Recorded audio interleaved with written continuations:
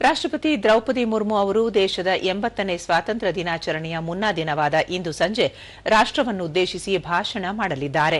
ರಾಷ್ಟ್ರಪತಿಗಳ ಈ ಭಾಷಣವು ಸ್ವಾತಂತ್ರ್ಯ ದಿನಾಚರಣೆಯ ಸಂಭ್ರಮದ ಅಂಗವಾಗಿ ದೇಶದ ಜನತೆಗೆ ವಿಶೇಷ ಸಂದೇಶ ನೀಡುವ ಮಹತ್ವದ ಕಾರ್ಯಕ್ರಮವಾಗಿದೆ.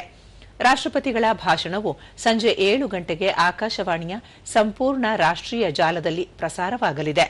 ದೇಶದ ವಿವಿಧ ಭಾಗಗಳ ಜನರು ಆಕಾಶವಾಣಿಯ ಮೂಲಕ ರಾಷ್ಟ್ರಪತಿಗಳ ಸಂದೇಶವನ್ನು ಆಲಿಸಬಹುದಾಗಿದೆ. ಇದೇ ವೇಳೆ ದೂರದರ್ಶನದ ಎಲ್ಲ ವಾಹಿನಿಗಳಲ್ಲೂ ರಾಷ್ಟ್ರಪತಿಗಳ ಭಾಷಣವನ್ನು ನೇರವಾಗಿ ಪ್ರಸಾರ ಮಾಡಲಾಗುತ್ತದೆ. ದೂರದರ್ಶನದಲ್ಲಿ ಮೊದಲಿಗೆ ರಾಷ್ಟ್ರಪತಿಗಳ ಭಾಷಣದ ಹಿಂದಿ ಆವೃತ್ತಿ ಪ್ರಸಾರವಾಗಲಿದ್ದು, ನಂತರ ಇಂಗ್ಲಿಷ್ ಆವೃತ್ತಿಯನ್ನು ಪ್ರಸಾರ ಮಾಡಲಾಗುತ್ತದೆ.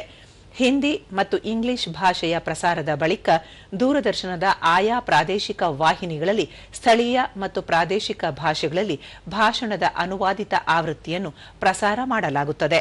ಸ್ವಾತಂತ್ರ್ಯ ದಿನಾಚರಣೆಯ ಮುನ್ನಾ ದಿನ ರಾಷ್ಟ್ರವನ್ನುದ್ದೇಶಿಸಿ ರಾಷ್ಟ್ರಪತಿಗಳು ಮಾಡುವ ಭಾಷಣವು ದೇಶದ ಪ್ರಜಾಪ್ರಭುತ್ವ, ರಾಷ್ಟ್ರೀಯ ಏಕತೆ, ಅಭಿವೃದ್ಧಿ ಮತ್ತು ಭವಿಷ್ಯದ ಗುರಿಗಳ ಕುರಿತು ಮಹತ್ವದ ಸಂದೇಶವನ್ನು ಒಳಗೊಂಡಿರಲಿದೆ.